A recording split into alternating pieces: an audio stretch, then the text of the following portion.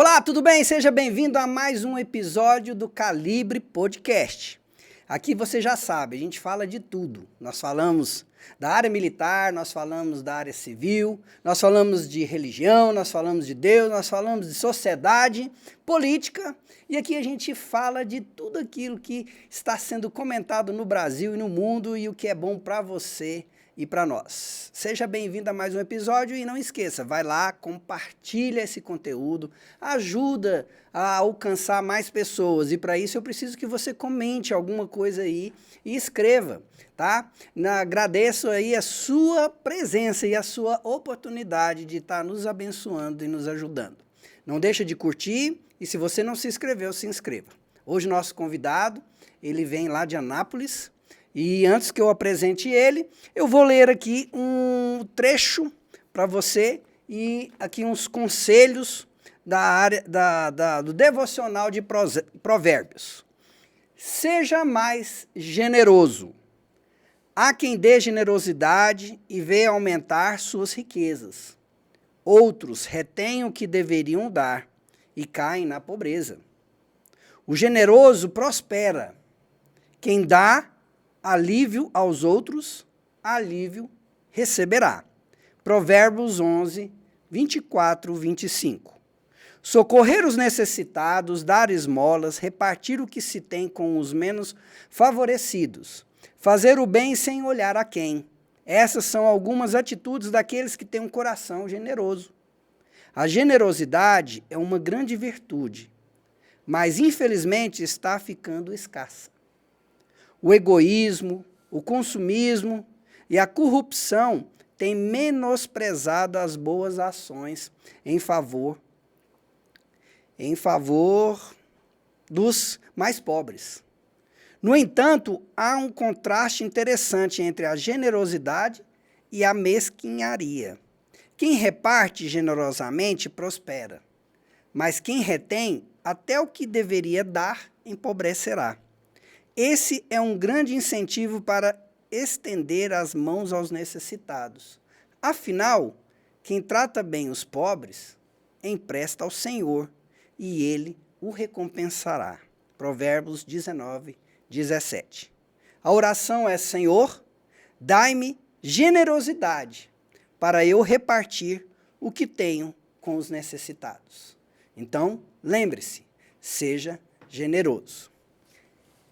Seja bem-vindo, nosso convidado, Leonardo Vieira. Quem é o Leonardo Vieira? Formado em gestão de processos gerenciais, pós em marketing coaching, master coaching, MBA em gestão empresarial, inovação e estratégia competitiva, MBA em desenvolvimento humano e psicologia positiva, palestrante, colega, 15 anos em liderança militar, 10 anos em desenvolvimento pessoal, experiência na docência e sargento da FAB. Seja bem-vindo, Leonardo Vieira, a casa é sua. Muito obrigado pela oportunidade. É uma satisfação muito grande poder falar aqui um pouco sobre o nosso projeto, o desenvolvimento que a gente vem trazendo e compartilhar um pouquinho da minha experiência aqui com a nossa audiência também. Que bom. Quem é o Leonardo Vieira?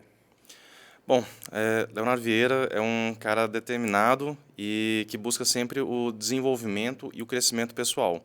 Desde muito cedo, eu sempre tive aquele foco de me tornar um pouquinho melhor a cada dia. É claro que na adolescência, na juventude, a gente não tem muito claro a esse respeito. A gente vai sempre buscando os cursos, mas em determinado momento da minha vida eu comecei a encontrar um caminho. Por isso da questão assim dos cursos, essas questões do MBA, o desenvolvimento humano, foi onde eu me encontrei. E principalmente, né, acho que o Leonardo é a pessoa que veio para servir. Eu vejo isso muito claro na minha vida. Eu tenho um propósito de servir e ajudar. Aquilo que eu venho trazendo, eu venho aprendendo, eu quero poder transmitir e ajudar outras pessoas. Não tem a ver essa questão da generosidade aqui, então. Totalmente. Gente, não foi combinado, viu? É de Goiás? Nascido em Goiânia, sou daqui mesmo. Eu passei minha vida toda em Trindade, que meus pais são lá, os familiares, aqui pertinho. E aí, eventualmente, eu passei no concurso para sargentos e passei a trabalhar em Anápolis. Passei um período de formação em São Paulo também, né, onde eu adquiri outras experiências. Foi bom assim para expandir os horizontes, ver outras realidades também foi muito bom. Mas hoje eu estou trabalhando em Anápolis e ainda assim morando aqui em Goiânia. E como foi essa questão do início da carreira militar? Você falou que foi, prestou aí o concurso, né? Motivado por alguém ou foi aleatório mesmo? Como é que foi assim o início da sua carreira nessa parte militar? É até engraçado, porque Trindade é um município que não tem o alistamento obrigatório. E o meu avô, ele sempre teve um sonho de ter um dos netos como militar, porque ele serviu, tinha muito orgulho daquilo, tinha muito orgulho do período que ele passou no exército, e acabou que nenhum dos outros netos chegou a trilhar esse caminho. E minha mãe comentava muito sobre isso, e eu tinha um carinho muito grande assim pelo meu avô. Ele faleceu quando eu era muito jovem, eu ainda era criança, mas a gente tinha uma conexão muito forte, e eu acabei buscando isso. Acho que foi quase natural. Esse caminho foi se apresentando para mim, a gente foi buscando, a gente correu atrás, é claro, mas por conta desse desejo que meu avô tinha, eu acabei tendo essa motivação a mais para poder engajar nessa carreira. Lá é diferente, né? Então você entra lá, quando você presta o concurso, já entra como sargento? Isso, existem Porque a turma duas conhece formas. mais o exército, né? Isso, isso. Existem três formas de ingresso, né? Pelo alistamento, que é o comum, que os jovens, quando chegam na idade de 18 anos, são convocados para poder fazer o alistamento e passar um ano obrigatório. Uhum. Mas ainda assim tem a graduação lá dentro da carreira depois que ele se alista. Existe o concurso para sargentos e existe o concurso para oficiais também. Então aí eu fiz um caso concurso para sargentos, aí fiz na classe de especialista. Ficam 2 anos na Escola de Formação em São Paulo e tem também para a Escola de Oficiais, que são 4 anos, que fica em Pirassununga, que é a Academia da Força Aérea, a AFA. Aí eu fiz para EAR. Aí basicamente são esses dois são os principais concursos. Hoje em dia existe outra modalidade que também é o provas e títulos, que está crescendo bastante na questão da força para abrir outras oportunidades. Então, para quem tem já um curso técnico, seja área de informática, eletricista, administração, então ele pode ingressar como sargento na área técnica, ou se tem um curso superior na área de direito, medicina, fisioterapia. Então, tem um leque de oportunidades que acaba abrindo também para esses profissionais. A única diferença é que, no caso do concurso, você ingressa como tendo a carreira. E exame de provas e títulos são um período de 8 anos. Então você vai ficar ali só um período limitado nessa questão. Ou seja, você vai ser sargento até quando quiser aposentar. Isso. Aí tem a graduação, no caso... Mas tem como ir crescendo? Sempre existem as possibilidades para poder crescer. Tem que os fazer um outro concursos, concurso isso. para... Tem os concursos internos também e tem um intertício ali que você vai subindo na carreira, né? Eu comecei como terceiro sargento, hoje eu estou como primeiro sargento, né? E aí fecha a carreira nesse quadro como suboficial, mas existem também as oportunidades para poder engajar E lá o salário. depois é subtenente? Não. Suboficial. Subtenente no Exército, no Exército. E na Marinha também, se eu não estou enganado. E lá não tem general? No caso seria brigadeiro, o análogo ao general. Gente, eu estou perguntando para poder vocês, porque eu sei que vocês ficam curiosos, né? Sim, é importante. E todas essas informações a gente vai encontrar também no site lá, fab.mil.br. Então pronto, pessoal, fab.mil.br. E para a gente mudar do assunto, quando é que o pessoal pode ir lá para fazer visita na base? Tem uma época que é feito, né? E até hoje eu nunca consegui, você acredita? No feriado do 7 de setembro, normalmente existe o evento chamado Portões Abertos, lá na base aérea de Anápolis. Em outras bases aéreas também, elas abrem ao público, e aí ficam esses eventos onde levam diversas atrações, não só a questão da base, carros antigos para exposição, barraquinhas, legal, tiro. legal. Então tem várias modalidades lá para o pessoal conhecer, e tem também o show da Esquadrilha da Fumaça, que é muito interessante, é muito divertido, recomendo demais. O pessoal que quiser participar lá para conhecer, vale a pena demais. Então, esse ano, eu acredito que o 7 de setembro dá numa quinta-feira, e se eu não estou enganado, o evento lá dos Portões Abertos vai ser no sábado, então vai ser Depois, né? no dia 9, né? Ah, Porque tá. tem que a apresentação da Esquadrilha da Fumaça tem também Portões Abertos lá na base aérea de Brasília, E aí depois que eles vão para Anápolis. E normalmente o 7 de setembro mesmo, que principalmente é em Brasília. Então acontece lá primeiro, depois a esquadrilha vem para Anápolis para fazer a apresentação aqui também. É isso mesmo, 7 é quinta-feira, então provavelmente lá em Anápolis vai ser no sábado, dia 9. Isso. Dia 9. Então o pessoal já Então é fica isso aí, atento. pessoal, já coloca aí na sua agenda, dia 9, lá em Anápolis, na base aérea lá, que é portões abertos. Então, assim, não só eventos da FAB, mas vai ter também alguma parte da sociedade junto ali, Isso. fazendo uma integração, né? Tem toda uma estrutura lá, tem praça de alimentação, tem pula-pula, tem atividade para as crianças, tem bastante coisa lá. Tem como vender algumas miniaturas lá, né? Tem o pessoal também dos esquadrões que vai lá para poder estar vendendo também. Agora, só um detalhezinho que é importante a gente lembrar, leva água, sempre. É muito importante, porque é o topo, é o ápice do nosso clima quente e seco aqui de Goiás. Então, ficar o dia inteiro lá, sem uma aguinha, sem hidratação, é claro, tem os pontos lá de venda de água e tal, mas é importante. Quanto mais hidratação, melhor. É só esse ponto que eu deixo a ressalva. Então, levar um bonezinho, cobertura e tal, porque... Ixi, eu sempre uso boné. Só agora que eu não tô aqui com boné, mas sempre uso boné. Que bom. Aí, então ficou aí a dica, pessoal. O que levou, né, agora o Leonardo Vieira a inclinar para o curso na área de pessoas, né? Porque a gente viu aqui que maioria, tudo sua aqui. Deixa eu ver aqui. Na área militar só teve só na área. Acaba que você utiliza para a área militar. Sim. Mas normalmente o pessoal tem assim: segurança pública,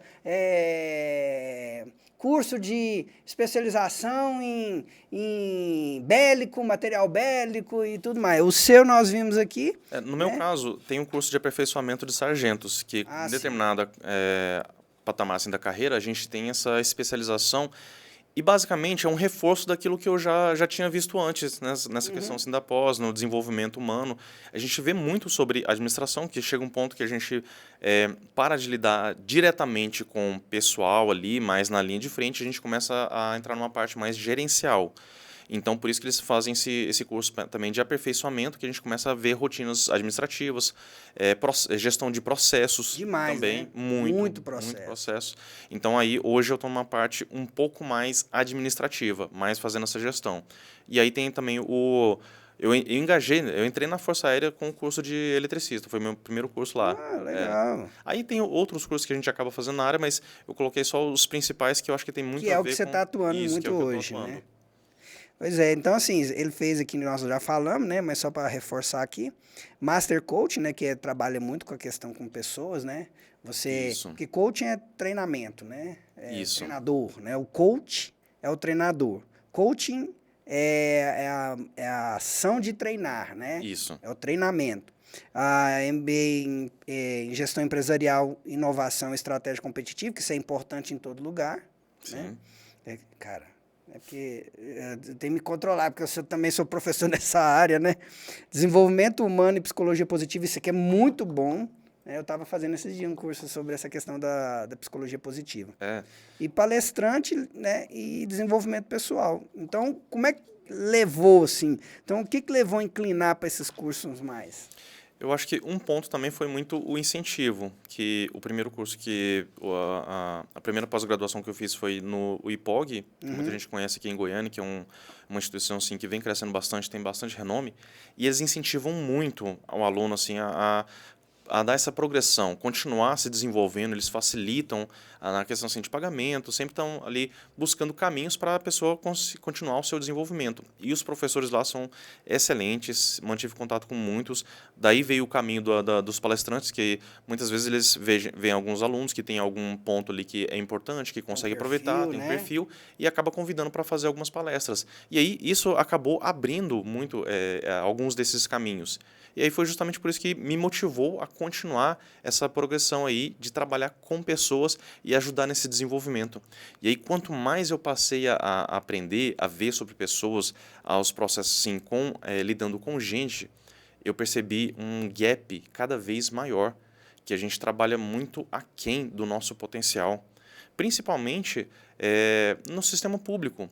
porque os incentivos existem, mas eles não são aplicados da melhor forma, a gente não tem o nosso potencial plenamente aplicado. Esse foi um dos pontos que me chamou a atenção para poder começar a me desenvolver e crescer nessa parte, que eu vejo muitas pessoas, muitos talentos que poderiam ser aproveitados, que muitas vezes não são tão bem aproveitados assim, por conta do próprio sistema, por conta de condições ali do trabalho.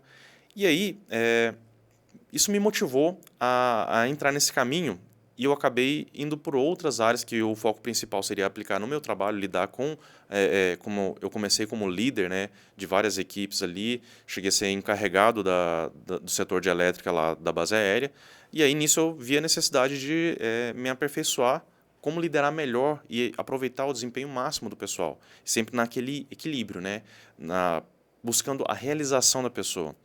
E essa parte da realização acabou se tornando cada vez mais forte para mim, porque muitas pessoas trabalham e enxergam no trabalho como algo penoso. Como surgiu o termo, né, que era o tripalium, era um objeto de tortura, hoje as pessoas têm essa percepção do trabalho como tortura e não como um propósito de vida. E isso passou a se tornar muito forte para mim.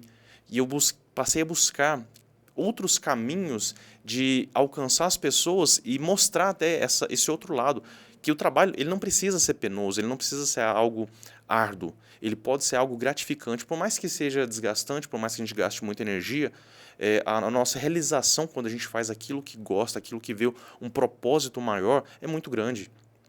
E aí eu tento sempre levar isso para as pessoas. E por isso também que hoje eu venho buscando essas outras áreas, inclusive do projeto que eu quero falar mais daqui a pouco, para levar um propósito para a vida das pessoas. Para mim, esse é o ponto máximo. Que coisa boa, né? Então você pode ver, pessoal, que uma coisa vai encaixando a outra, vai buscando. Por isso que é importante a gente observar, né? Observar as oportunidades que vai surgindo e as coisas que vão abrindo na vida da gente. Qual o maior desafio profissional até hoje? Essa foi uma das barreiras de não conseguir aplicar tudo aquilo que eu gostaria. Eu aprendi sobre muitos processos, algumas formas de agilizar o trabalho, começar a tornar mais dinâmico, incluir tecnologia, mas a implementação ela é sempre um pouco mais demorada, principalmente na seara pública, por conta dos processos lá dentro, tem toda uma burocracia para conseguir fazer a mudança. Esse foi o principal desafio. Eu vejo que na iniciativa privada as mudanças acontecem de uma forma muito mais rápida. Uma empresa está sempre buscando novas tecnologias para poder ser mais eficiente, trabalhar melhor com a sua equipe, que seja com gratificações, bonificações, seja entregando ferramentas melhores.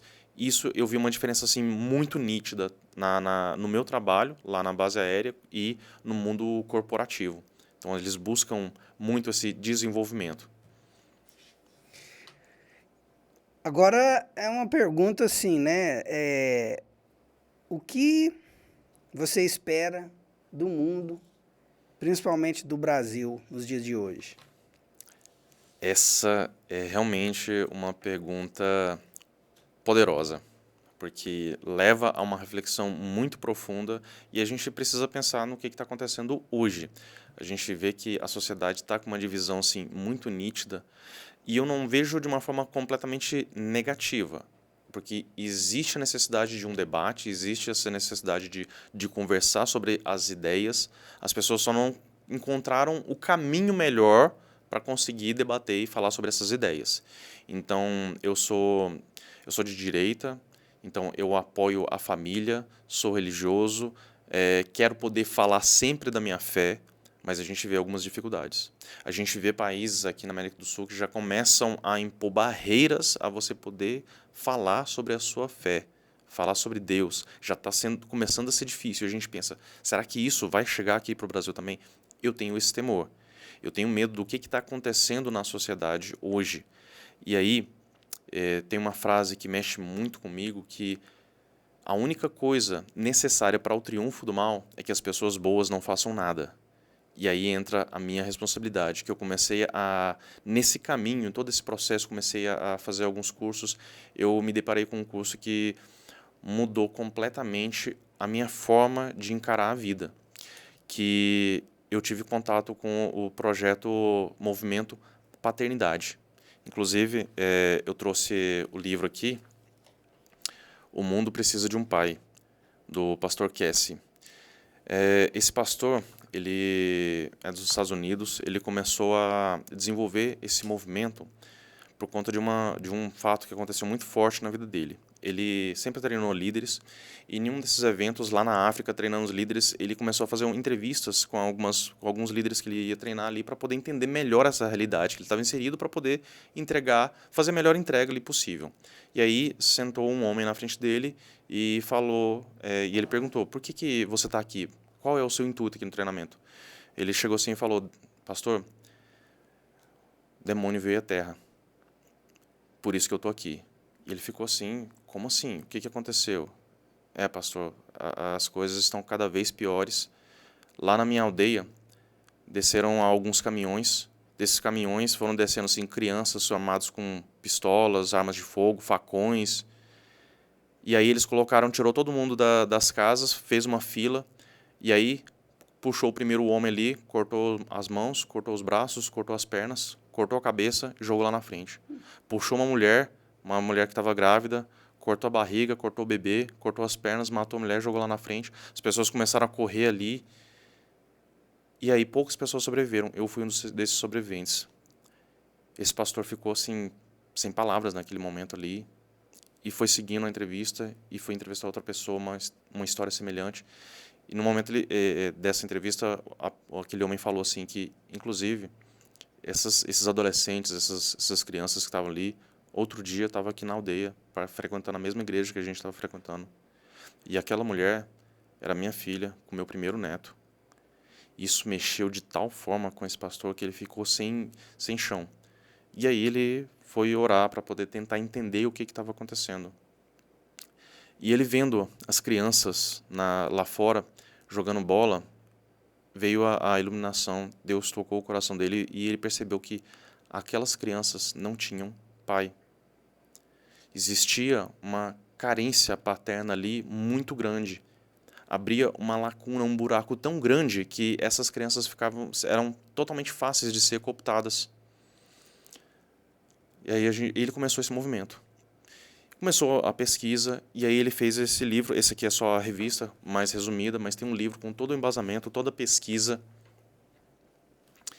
que ele traz a respeito do do principal mal da sociedade hoje, que está relacionado justamente à ausência paterna.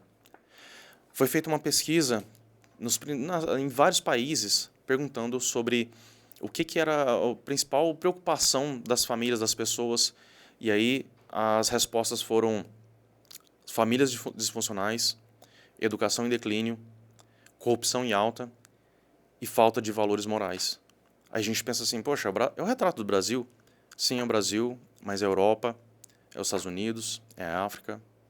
A gente vê que isso está tomando conta da nossa sociedade de uma forma geral. A gente precisa entender o que está acontecendo de fato. E aí entra essa questão do movimento paternidade. Que as principais feridas da sociedade, os principais problemas, se a gente puder levantar, eles estão intimamente relacionados com a ausência paterna. Que aí a gente vê abuso de drogas e álcool, violência, gravidez na adolescência, depressão em jovens, suicídios. Tudo isso está intimamente relacionado ao quê? A ausência de um pai. Se a gente for em uma cela, numa prisão aí, pegar um grupo de assassinos, a gente pode fazer várias perguntas. Vão ser várias realidades diferentes, classes sociais, empregos diferentes, etnias, altura, jeito, tudo. Mas se você perguntar como foi a sua relação com o seu pai, a maioria, se não todos, vai responder ruim ou péssima. Então a gente vê que é algo latente, é algo muito forte e a gente precisa olhar para isso, para essa orfandade. E é bom a gente levantar que nesse projeto, nesse trabalho, existem 3 tipos de orfandade. Aquela que a gente conhece quando existe o falecimento do pai, mas também quando existe o abandono, que é o segundo tipo. O pai simplesmente abandona o lar ou tem a separação. E aí o que acontece? Muitas vezes a mãe acaba tendo que trabalhar mais para poder suprir aquela ausência ali, e aí aquele jovem que já não vai ter a presença paterna tem menos ainda da mãe. acaba se tornando órfão de pai e de mãe, não tem aquele contato. E aí o que acontece? Todos esses problemas aqui, abuso de drogas, violência, depressão, e não só isso, o que é mais grave, existe o terceiro tipo, que é da ausência do pai, mesmo ele estando dentro de casa, a inatividade ali do pai. É aquele pai que é como uma árvore de Natal, tá ali para aparecer ali na só de foto, enfeite. só de enfeite. E isso é muito terrível. E por que que isso mexeu tanto comigo? Porque eu sou esse órfão. Aconteceu justamente comigo. Eu sou muito grato, sou muito feliz com a minha vida, por tudo que meus pais fizeram. Amo a minha mãe, amo meu pai, minha família. É um dos valores mais fortes para mim. Deus, família. Mas aí, onde que fica essa questão? É algo tão forte que a gente não tem falta daquilo que a gente nunca teve. A gente não sente essa falta, essa ausência. Mas quando a gente começa a perceber o que essa ausência criou, a consequência disso, são feridas que a gente leva para a vida toda. Hoje, eu tenho trabalhado isso, talvez até... Nessa área, né? Justamente. Talvez a carência de algum ponto ali me levou a buscar, a preencher isso, aquele vazio. Só que Porque quando a gente você... já tem esse vazio em relação a Deus, né? Exatamente. Que é o Pai maior, né? Exatamente. E é tão forte essa questão, porque teve uma outra pesquisa também que pediram para crianças entre 4 e 6 anos para desenhar a imagem de Deus. E aí, nisso, os pais acompanharam toda essa pesquisa. Quando as crianças foram levar os desenhos lá para ver, foi um momento assim emocionante, principalmente para os pais dessas crianças, porque quando o pai pega ali o desenho e vê que a imagem de Deus é basicamente o filho desenhando a ele, o pai biológico é aquela imagem que ele tem. exatamente. Nós temos a tendência de, principalmente nessas primeiras idades, de relacionar Deus como o nosso pai que está ali, o pai de carne e osso ali. Então isso é muito forte, porque se você é um pai presente, acolhe o seu filho, está ali para acompanhar, ele tem a percepção que Deus é esse Deus presente. E que ele pode confiar, né? Que pode confiar. Agora, se eu tenho um pai ausente, para mim o Deus também vai ser ausente. É a falta da... Aí ele se distancia da religiosidade ali, justamente por conta disso. E aí, isso é tão forte, porque a partir de agora não é o ponto do conteúdo desse livro, desse material. Mas eu faço relacionamento disso com o que está acontecendo hoje na sociedade. A gente vê muito que o progressismo está atacando a família e a religião. Mas por quê? Porque se você tem uma família funcional, não tem espaço para o progressismo. E aí eu vejo que o progressismo ele tem feito muita coisa, mas ele é só uma consequência daquilo que nós criamos lá atrás. Esse é o principal ponto.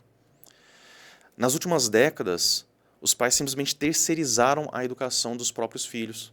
Seja pela rotina, correria, necessidade, eu preciso trabalhar mais e tal. E aí não tem essa questão de classe social, acontece muito nas famílias X ou na família Y. A gente pode ver um casal de médicos, por exemplo, os pais trabalhando aí, fazendo 5 plantões na semana. Que tempo esses pais vão ter para dedicar para o filho? Ver a criança, né?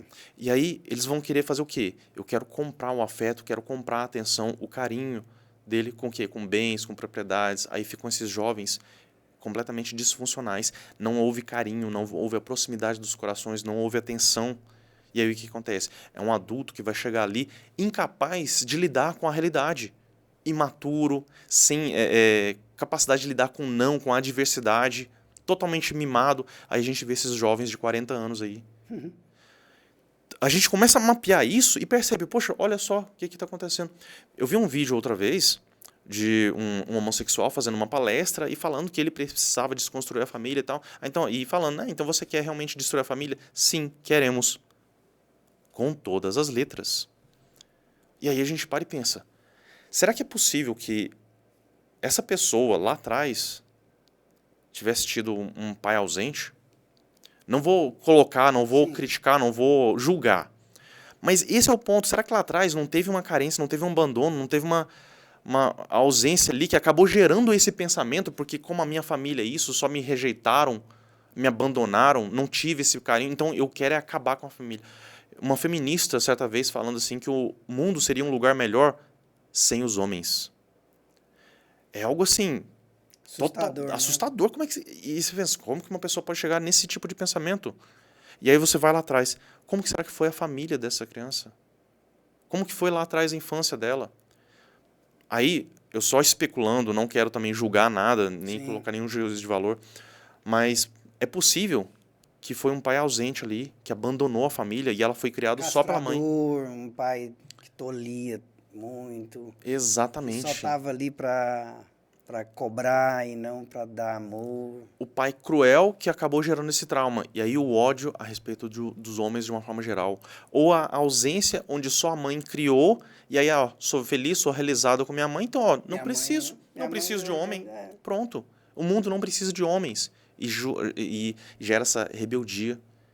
Então, se a gente começar a mapear, olha só tudo isso que tem acontecido. O deputado federal Gustavo Gayer, ele tem um projeto que eu achei assim fantástico e está muito próximo daquilo que eu estou tentando trabalhar aqui, trazer para Goiânia, trazer para as cidades aqui do entorno, que ele está mapeando as escolas onde existe a doutrinação, onde do existem professor, do né? professor. O professor está ali tentando direcionar aquelas crianças de forma completamente distorcida e completamente errada e sem o aval dos pais. É, Mas porque qual que é o problema? escola é para ensinar matéria, Matéria, o conteúdo ali e ponto. Nem de um lado nem do nem do outro. outro. É só isso. E aí, mas qual que é o ponto fundamental? É o pai acompanhando o filho. É isso que está faltando. É o pai estando na escola, vendo o que o filho está fazendo ali, o que ele está aprendendo, como está sendo o desenvolvimento dele. É gastar tempo. Essa semana eu tive uma live com uma assistente social e a gente estava falando sobre a depressão na adolescência, que é um dos pontos aqui que a gente vê que está intimamente relacionado. A questão do pai. Exatamente. E aí a gente estava levantando sobre esses pontos e vendo justamente sobre como que é o desenvolver dessa família, o que aconteceu lá na infância, o que o pai, às vezes, eu quero dar o melhor que eu posso para o meu filho, com a melhor das intenções, sempre, mas acaba dedicando tanto tempo e nas idades mais essenciais, que seria ali entre 0 a 6 anos e de 7 a 11, que eu já vou explicar por quê. Uhum. E aí, nesse momento, ele está totalmente na rua, trabalhando, a mãe também está fora, deixa a criança ali e tal.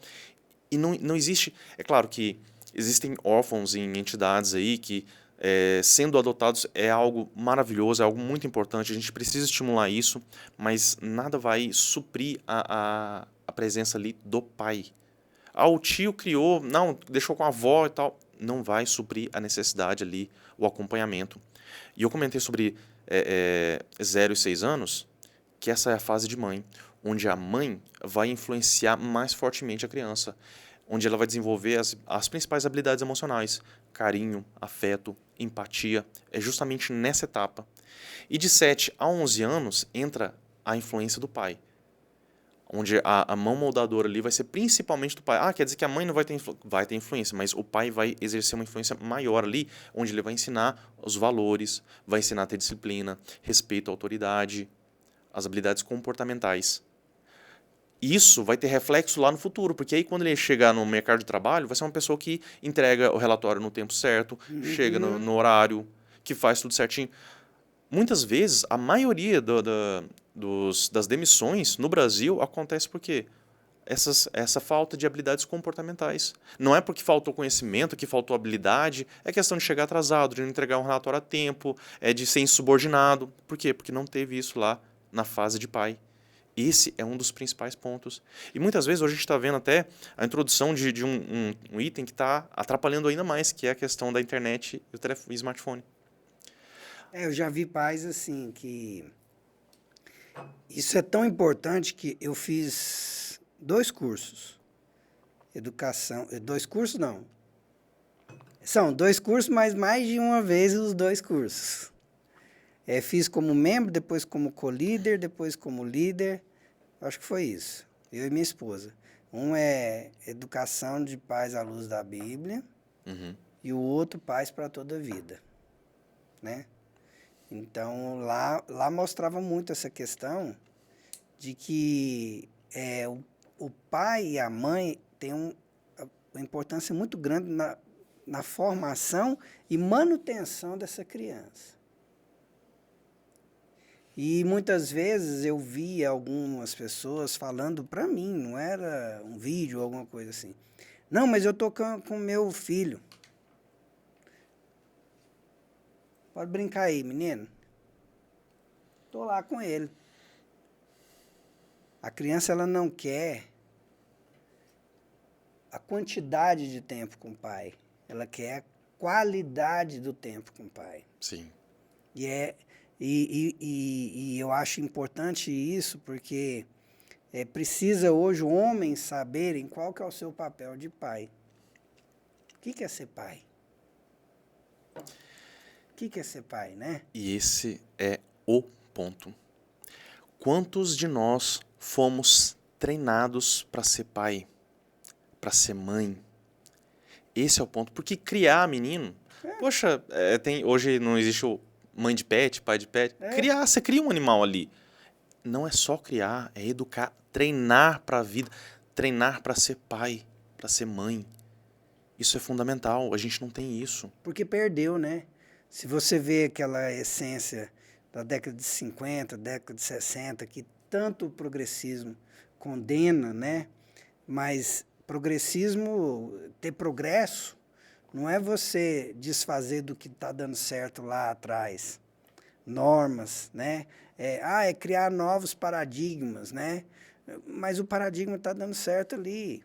Você vê que se ensinava a menina, desde pequena, a ser mãe e cuidar de casa. Ah, mas que absurdo! Você não cuida da sua casa, não? Ou você vai deixar a sua casa bagunçada mesmo sendo feminista? Ou vai deixar que... né? Não tem como. Você vai... ou vai pagar alguém para fazer... E ensinava como ser mãe. Esses dias eu vi uns vídeos que tinha o pessoal, assim, cursos, né? Trocar fralda, como trocar fralda. Impressionante. Como pegar o bebê. Aí o pai, como é que acendia churrasco, como é que faz isso? Para menino pequeno. E eu vou te falar uma coisa. Não sei se você tem ciência disso. Lá na China e na Coreia do Norte eu não sei, mas eu sei que na China eles estão fazendo isso com maestria. Não na questão de ser pai, não sei, mas na questão de ser homem e de ser mulher e de civilidade eles ensinam. Porque você vê muitos vídeos aqueles menininhos no Japão, na Coreia do Sul, né? Na China, tá lá no ônibus, aí chega uma pessoa como se fosse velhinha, você já viu esse vídeo? Não, esse eu não vi. Põe as criancinhas tudinho em fileirinha, como se estivesse dentro do ônibus na sala de aula. Aí vem uma criancinha como se fosse velhinha. Aí um levanta, vem, ajuda a colocar ali, aí põe uma menininha como se fosse grávida, né? Aí vai lá, segue, leva até aquele lugar. Civilidade, né? Não sei se essa palavra está certa, civismo, né? Que é ensinar como cuidar, como ser educado com a mulher, como tratar a mulher. E eu creio que eles devam ter alguma coisa, mas não no padrão religioso, no padrão de civilização sem Deus, porque a China e a Coreia do Norte, eles não podem a religião, né? A China tem algumas aberturas, mas também em 2017 fechou agora, e até alguns missionários estão passando algumas dificuldades lá, alguns padres e pastores, né? Mas o que eu quero, assim, que eu lembrei, é que eles, né, que não conhecem a Deus, têm essa preocupação de ensinar a ser homem, ensinar a ser mulher, né? Ensinar a ser um pai, uma mãe, né? Cuidar do bebê, trocar fralda, ensinando criança de 8, 9 anos, como é que... Sim. Entendeu? Porque você vai martelando na cabeça, você vai encucando, né? Para aprender. E eu já vi, você sabe o quê? Eles lá, a criança... desmontando e montando uma pistola. Você já viu essa? Já vi. Uma criança. Você já vi. Aí, vi também uma que eles simulando uma guerra uma guerra em esses acampamentos infantil, eles simulando uma guerra, sabe? Com mini tanque, né? E as crianças correndo por lá para pegar a bandeira do outro. Aqui não pode fazer isso. Não pode? Não pode. Se fizer... Esses dias tinha um campeonato de espingardinho de chumbinho aqui em Anápolis. Não sei se você ficou sabendo Não, não fiquei disso. sabendo, não. Um clube de tiro. Todo com segurança, orquestra, tudo organizado e tudo proibido. Caramba. Aí como é que você vai gerar crianças, né, e educar crianças medrosas, com medo, né? Ai, meu Deus, se tá um policial ali acontecendo uma luta e cai uma arma, ninguém sabe como é que lida com essa situação.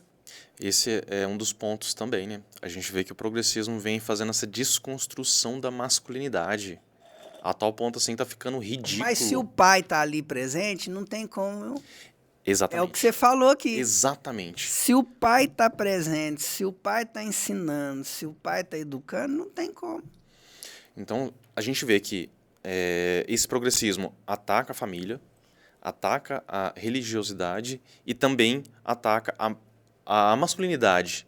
Por quê? Porque tudo isso são as barreiras que eles encontram, porque se tem um homem de verdade, de fato, responsável dentro de casa, aí fica, ele blinda a sua família, ele educa o seu filho, ele está presente ali, ensina os mandamentos, ensina a ter respeito, ensina ali sobre os mandatos de Deus. O que acontece? Esse jovem, essa criança, ela vai para o mundo, vai ter acesso, claro que vai. Não adianta fechar numa bolha ali, tentar achando que vai proteger o filho de tudo. É preciso treinar ele para o mundo. Mas depois que ele está blindado, não adianta, ele pode ir na faculdade ali, pode ter contato com tudo isso. Nada vai atrapalhar. Nada vai atrapalhar. Por quê? Porque houve presença. E aí, só complementando essa questão das fases, né, a gente viu que de 0 a 6, fase de mãe, muito importante. 7 a 11, fase de pai. De 12 até os 17 é fase dos amigos, o social, os colegas. E aí entra um fato assim que ele é muito importante, porque muitos pais veem aquela criança que é má influência e tudo, e o que é o erro? Eu não quero, meu filho, que você ande com fulaninho. E isso está errado. Por quê? Porque ele vai deixar de andar, de participar, de estar ali? Não, só vai passar a encontrar ele escondido, vai passar e vai ser rebelde contra o pai. Isso é um problema. O que deveria ser feito? Trazer esses jovens para dentro de casa, para você ver poder... Exatamente. ver aquele cenário.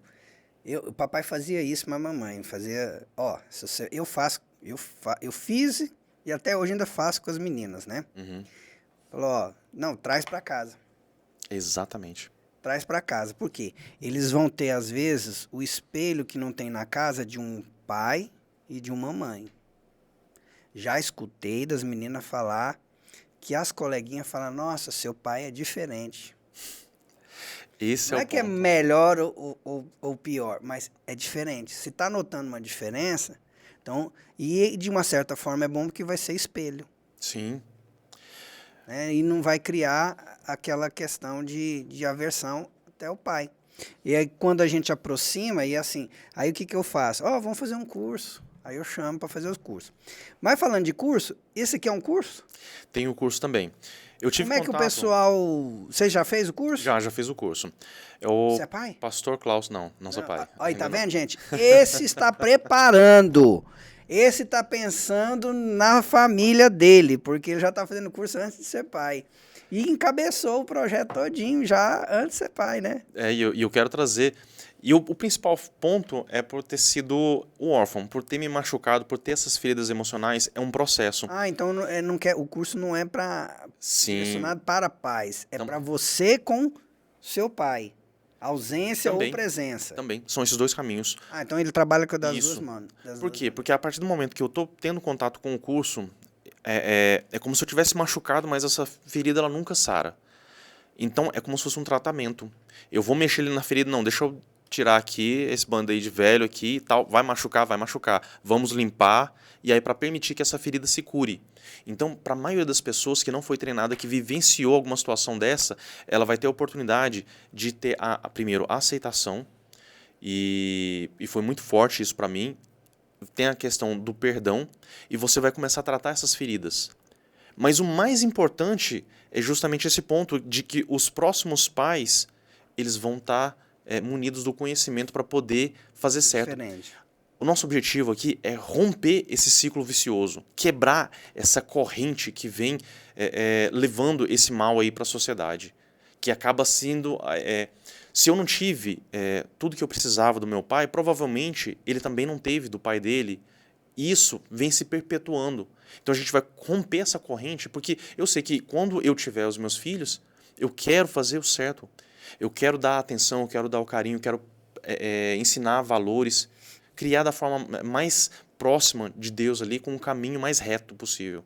Esse é o ponto.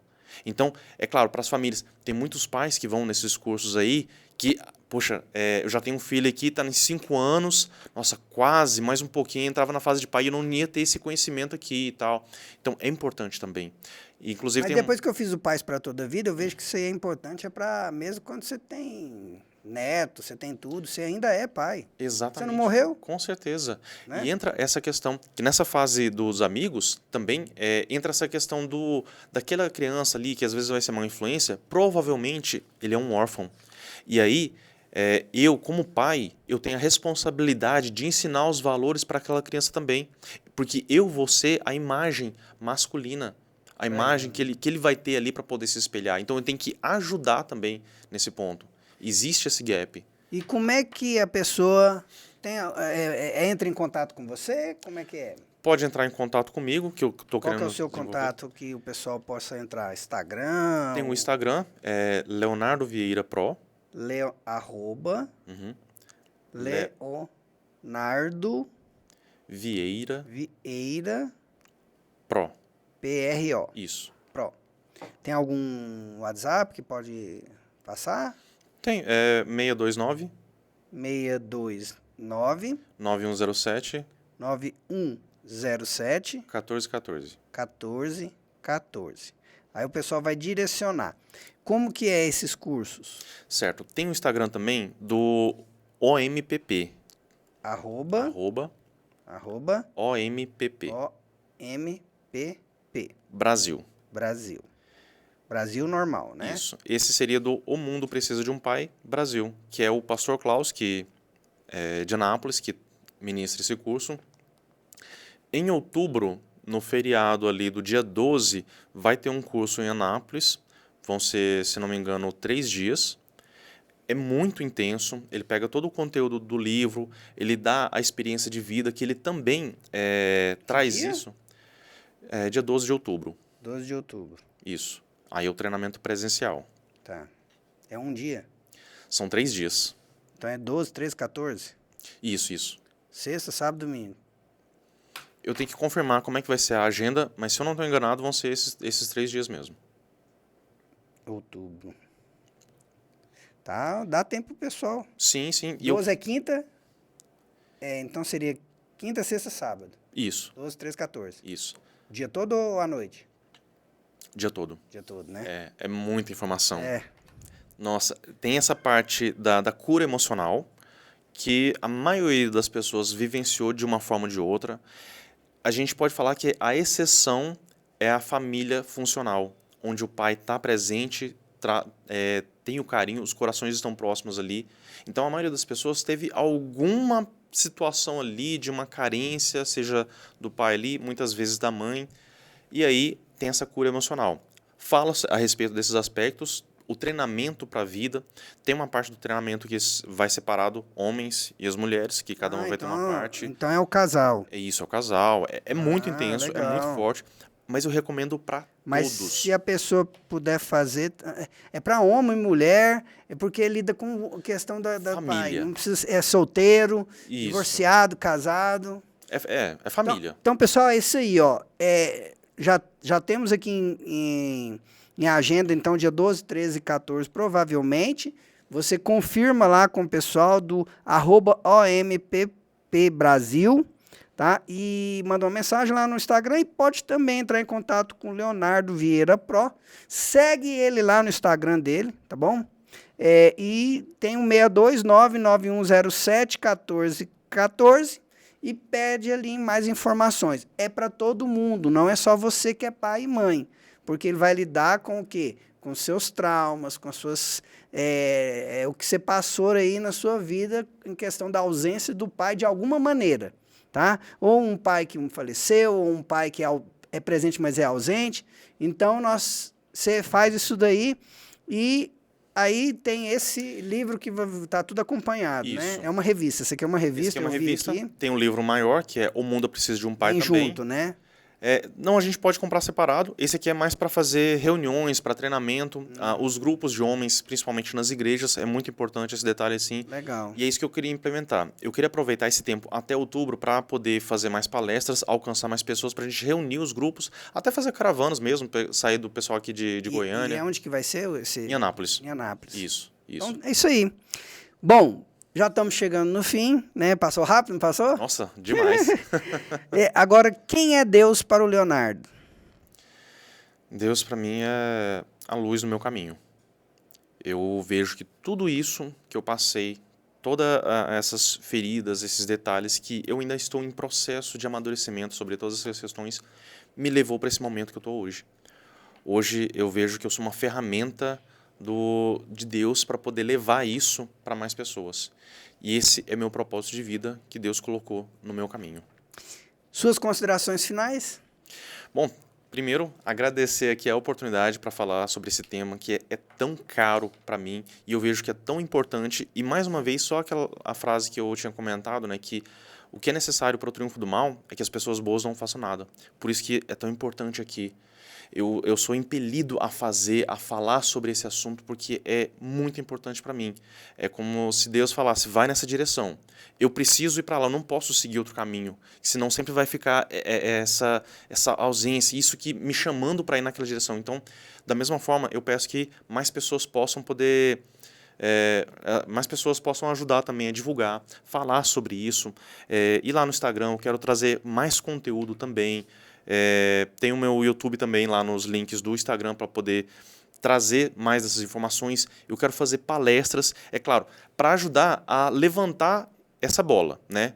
E aí a gente poder beber direto da fonte lá com o pastor Klaus, que faz o treinamento. É muito mais intenso, é muito mais profundo. Então, quem quiser convidar também para eu poder fazer uma palestra, para poder falar um pouquinho sobre o assunto, aí eu levo alguns dados, algumas estatísticas também para alertar as pessoas sobre essa importância. E aí, tentar alcançar o mundo, né? E fechar com aquele ditado, né? Quem planta tâmaras não colhe tâmaras, né? Por quê? A semente da tâmara normalmente leva 90 anos para a árvore começar a dar frutos. Então eu vejo muito que é esse trabalho que a gente está fazendo aqui. A gente está plantando essas sementes agora. Talvez eu não veja os frutos, mas eu quero trabalhar, lutar para que um dia a gente consiga fazer a virada e fazer essa mudança. Amém. Eu ri porque eu plantei tâmara, gente, e não vou ver dar fruto. Bom, chegamos ao fim de mais um podcast. Eu agradeço a sua presença. Vai ser convidado para vir aqui. De repente você chama até mais alguém que está no processo, um pastor ou alguém aí, para a gente falar mais desse curso. Foi muito bom. E, pessoal, quero agradecer que você esteve aqui conosco e não esqueça de ir lá, comentar, compartilha, tá? É um assunto importante para todas as pessoas. Todos nós temos ou não tivemos um pai, né? Então, ou seja, ele presente em vida ou ausente. Então, é importante a gente sarar isso nas nossas vidas. Foi muito bom o conteúdo do Leonardo Vieira aqui para nós e dar esse apoio aí e estamos juntos, tá bom? Quero te abençoar, desejar para você, né, que a graça e a paz do Senhor Jesus esteja sobre você e sua família e até o próximo episódio do Calibre Podcast. Deus.